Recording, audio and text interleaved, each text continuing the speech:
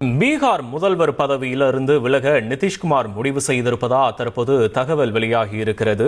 இது தொடர்பான கூடுதல் விவரங்களை ரமேஷ்குமார் வழங்க கேட்போம். ரமேஷ்குமார் வணக்கம். விவரங்களை பதிவு பண்ணலாம் ரமேஷ்குமார். பீகார் மாநில அரசியலிலும் தேசிய அரசியலிலும் ஒரு திடீர் பரபரப்பு ஏற்பட்டிருக்கிறது.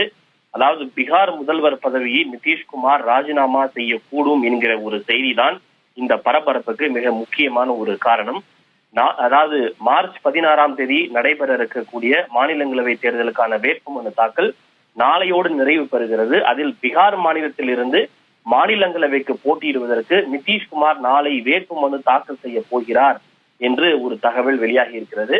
அப்படி மாநிலங்களவைக்கு தேர்வு செய்யப்பட்ட பிறகு நிதிஷ்குமார் பீகார் முதல்வர் பதவியை ராஜினாமா செய்து விடுவார் எனவும், மாநிலங்களவைக்கு தேர்வு செய்யப்பட்ட பிறகு அவர் மத்திய அமைச்சராக கூடும் என்கிற ஒரு பெரும் பரபரப்பு ஏற்பட்டிருக்கிறது. அண்மையில் தான், அதாவது கடந்த நவம்பர் மாதம் தான் பீகாரில் சட்டப்பேரவை தேர்தல் முடிந்து தொடர்ச்சியாக 11வது முறையாக நிதிஷ்குமார் பீகார் முதல்வராக பதவியேற்றார். அப்படி இருக்கும்போது இன்னும் 6 மாதங்கள் கூட முழுமையாக நிறைவடையாத சூழலில் அவர் ஏன் தன்னுடைய பதவியை ராஜினாமா செய்ய போகிறார் என்ற ஒரு பெரும் கேள்வி ஏற்பட்டிருக்கிறது. இதற்கு மிக முக்கியமான காரணம், தன்னுடைய வாரிசான நிஷாந்த் குமார், தன்னுடைய மகன் நிஷாந்த் குமாரை பீகார் முதல்வர் அல்லது துணை முதல்வர் பதவியில் அமர வைக்க நிதிஷ்குமார் விரும்புகிறார் எனவும், அதற்கு வழி ஏற்படுத்தும் வகையில் முதல்வர் பதவியை தான் ராஜினாமா செய்துவிட்டு மத்திய அமைச்சராகிவிட்டு தன்னுடைய மகனை முதல்வராகவோ அல்லது துணை முதல்வராகவோ ஆக்க நிதிஷ்குமார் முடிவு செய்திருப்பதாக ஒரு தகவல் வெளியாகி இருக்கிறது.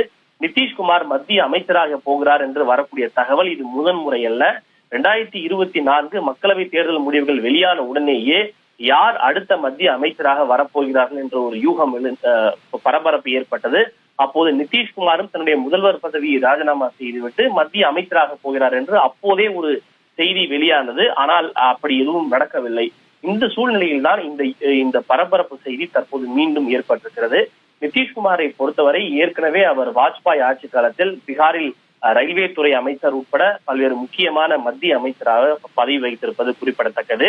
இந்த சூழ்நிலையில் தான் கடந்த சில நாட்களாகவே பீகார் அரசியலில் ஒரு ஒரு வெளிப்படையாக அல்லாமல் திரைமறைவில் பேசப்பட்ட ஒரு விஷயம், நிதிஷ்குமார் தனக்கு அடுத்தபடியாக ஐக்கிய ஜனதா தளம் கட்சியினுடைய தலைவராகவும் அதே போல தன்னுடைய வாரிசாக தன்னுடைய மகன் நிஷாந்த் குமாரை கொண்டு வர நினைக்கிறார், கட்சியினரும் அதனை விரும்புகிறார்கள் என்று ஒரு செய்தி தொடர்ச்சியாக வெளிவந்து கொண்டே இருக்கிறது.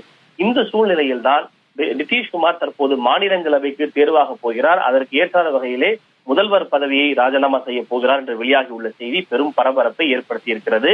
நாளை இந்த பரபரப்பு செய்தி வெளியாகி இருப்பது போல அவர் மாநிலங்களவைக்கு வேட்புமனு தாக்கல் செய்ய போகிறாரா இல்லையா என்பதை பொறுத்து இந்த கேள்விக்கு முழுமையான ஒரு விடை கிடைக்கும். ஒருவேளை அவர் மாநிலங்களவைக்கு தேர்வு செய்யப்பட்ட பின்னர் ஒருவேளை பாஜக முதல்வராகிவிட்டு தன்னுடைய மகன் நிஷாந்த் குமார் துணை முதல்வராக ஆவார் என்றெல்லாம் கூட செய்திகள் வெளியாகி இருக்கிறது. இப்படி பீகார் அரசியலை மையமாக கொண்டு தற்போது மீண்டும் இந்த பரபரப்பும் சர்ச்சையும் ஏற்பட்டிருக்கிறது. உங்களுடைய விரிவான விவரங்களுக்கு நன்றி ரமேஷ்.